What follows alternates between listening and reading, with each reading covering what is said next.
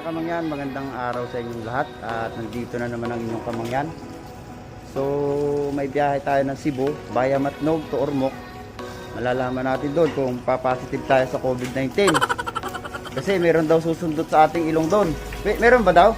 Meron. Sayang, baka mag-positive tayo. At maya-maya lang ng konti, kumain kami ng tanghalian doon sa kantin. So fire na kami.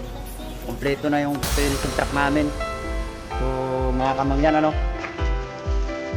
aking partner, sobrang sipag. Nagkarwas pa talaga ng ng motor. Kinulang sa pagkakarwas ng kanyang malaking truck.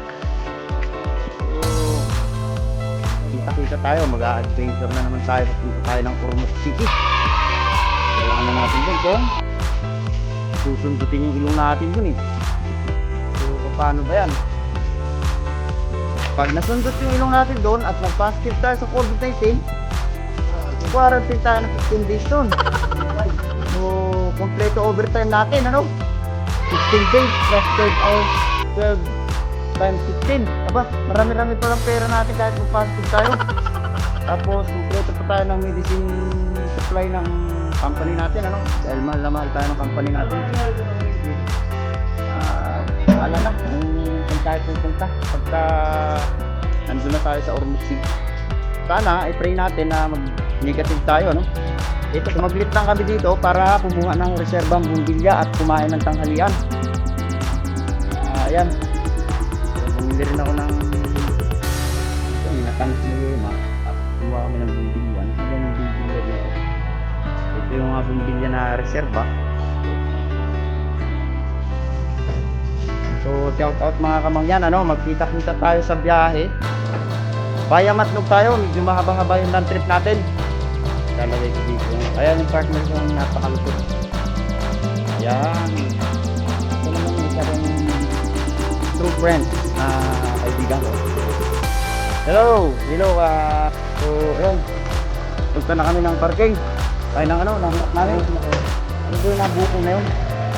Check lang, nabuko din. Hop, ayan, tara. Punta na tayo, babiyahin na tayo. Tara, mga kamangyan, tara.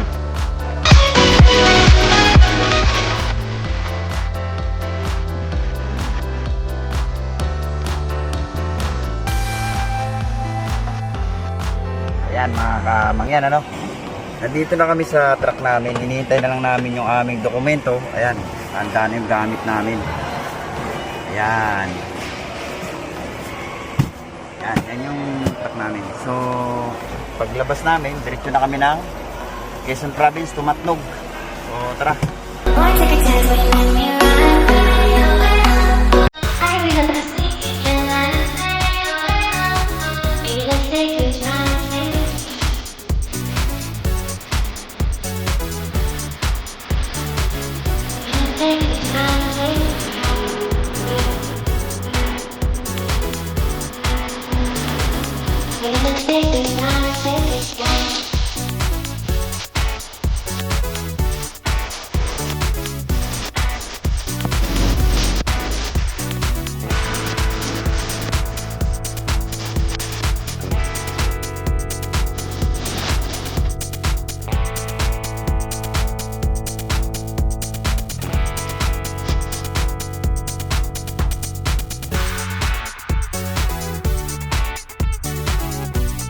Magandang araw mga kamangyan. Sa dalawang araw natin biyahe na ating natin ang Ormoc City. Dito na kami sa Ormoc City. Papasok kami ng port. Papasok kami.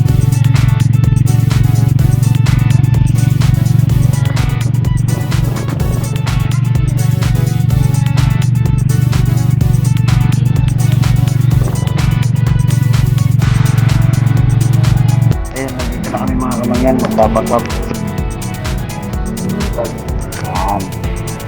Swab test muna.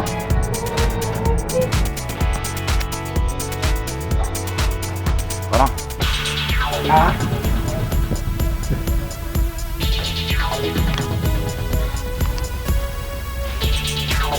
Sikot ba paano dito? Ano sikot? Ito muna.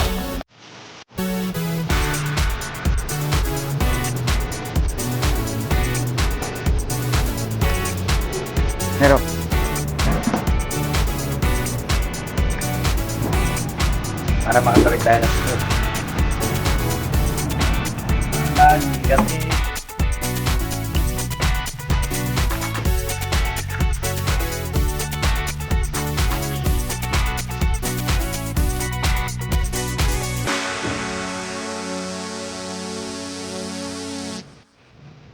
mga kamangyan, naghihintay na lang kami ng result ng swab test namin.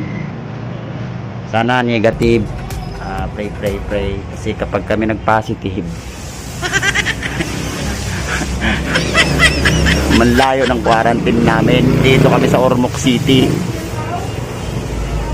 Okay lang, pero nandito naman kasi si Richard Gomez, yung kamukha ko. Hintay kami result. Patay tayo dito. Pray lang, pray. Tiwala lang. Tiwala lang na sana negative tayo para safe yung biyahe natin.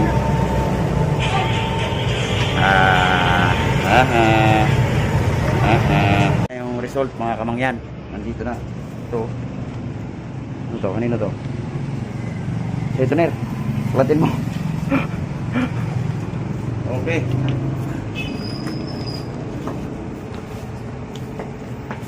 Non-reactive. Ibig sabihin, negative tayo mga kamangyan. Yaw.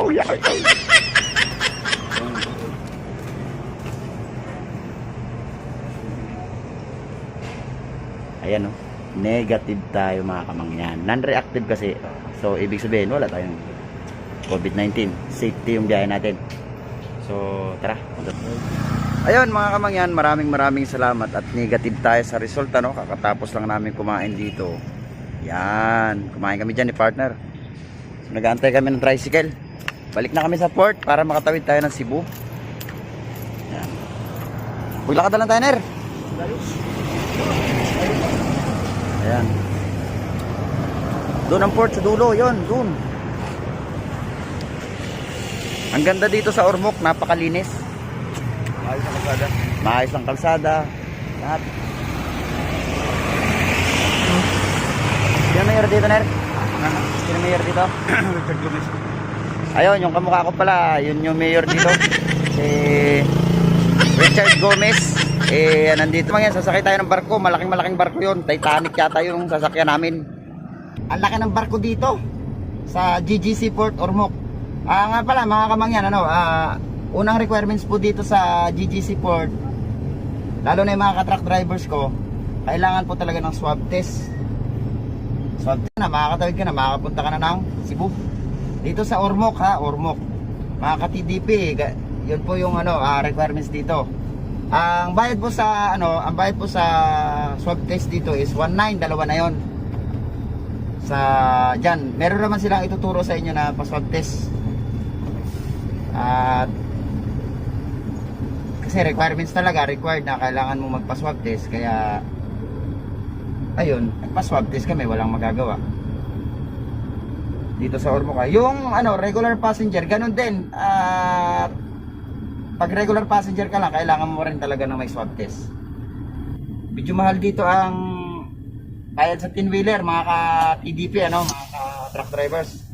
Mahigit 7,000, actually 8,000 na mahigit, 8,500. Isang way lang yon, isang way, 8,500. 10-wheeler truck. Hindi ko lang alam sa mga private, baka kasi may mga panood ng vlog ko na to, makapagtanong. Hindi ko alam sa mga private kasi wala masyadong private dito. Doon yata sa kabila sumasakay yung mga private, hindi ko alam. Ang swab test pala dito is tumatagal lang ng 72 hours. Ilang araw ba yun? Tatlong araw. O yun. Bago matapos yung 72 hours, kabalik na dito sa GGC Port ulit, mga kamangyan. Tara mga kamangyan, sasakay tayo ng barko. Napakalaki ng barko dito. Tara natin. Ka-TDP, dito kami sa GGC Port. Medyo mahal-mahal dito ang babayaran, Ang 10-wheeler dito is 7,840. Tsako, mahal. Plus, environmental fee, 100. Plus timbang, 80. Bali, wala naman timbangan. Yung 9,000 mo, may babalik pa na 980. Yun. So, para tayo makatawid ng Cebu or GGC Port via Carmen Port. Yun. Kailangan bago mag 3 days makabalik na kami dito. Dahil pag hindi kami nakabalik, swab test na naman. Vaccinated ka na, magpapaswab test ka pa. Kada tawid ng mga truck drivers sa mga port, lang hindi nila alam, sinusundot na nasundot sa ilong namin. Kaya busarga na nga ang ilong namin, binubusarga pa. Natin, trabaho natin para makatulong din tayo sa ating mga kababayan. At ito, lahat na nakasakay dito, siyempre mga produkto yan ng papuntang Cebu. Tara kaya, tatambay tayo sa bubong kasi hindi naman makita yung dito, parang Titanic yung laki namin, laki-laki. Tayo sa bubong. Ayan mga kamangyan, laki ng barko, parang Titanic. Nandito kami sa ibabaw ng truck namin. Wala kasing tambayan to, makina lang yun nandun, yung barge. Ayan, barge. Here at GGC Port, Ormoc City. Yan. Ayan po yung sasakyan namin. Ayan po, laki niyan. Ayan mga kamangyan, malaking-malaki itong aming barkong sinasakyan. Anong lugar to? Ormoc City. Anong port? GGC Port. Nandito tayo sa GGC Port. Mga kasama mga truck drivers, shout out. Ayan mga truck drivers natin, tutungit na. Tutungit dyan sila. Do, ayun, ang Cebu, yung pulo na yun, maliit, ayun. Pulo, ayun, ayun. Yan, yung pulo na yan. Cebu yan, Carmen. Diba? Kaya, ang sarap ng buhay, trackers. Nakakatulong ka na sa kambayan ng Pilipino, mga kababayan natin. Basta na yun. Nakatulong ka na sa mga kababayan natin na iikot mo pa ang buong Pilipinas. Ikot mo pa ang buong Pilipinas. Ayan, napakaliwalas din eh. Ayan.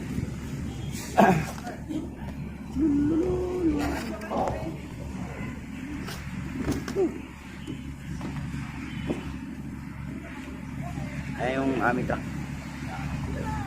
Naglalatag yung partner ko, naglalatag.